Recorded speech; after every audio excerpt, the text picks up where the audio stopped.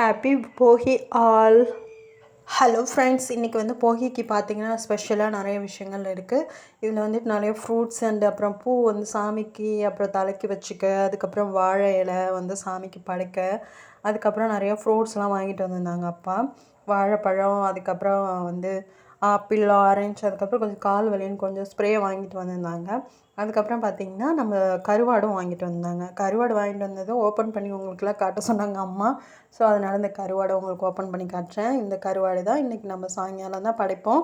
எப்போவுமே போகினா சாயங்காலம் படைப்போம். உங்கள் வீட்டில் எப்படி படைப்பாங்கங்கிறத கமெண்ட் பண்ணுங்கள்.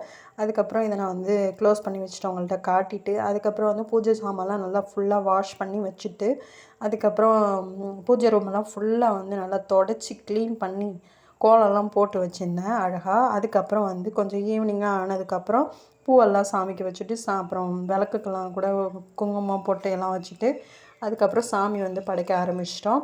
இது வந்து வெளில வந்து துளசி மாடத்துக்கு கொஞ்சம் ஒரு அகல் விளக்கம் ஏற்றிட்டு, அதுக்கப்புறம் நம்ம வாசப்படியில் ஒரு விளக்கம் ஏற்றிட்டு, உள்ளே சாமி ரூமில் ஒரு விளக்கையும் ஏற்றியாச்சு. அப்புறமா நம்ம பூஜையும் முடிச்சாடுச்சு.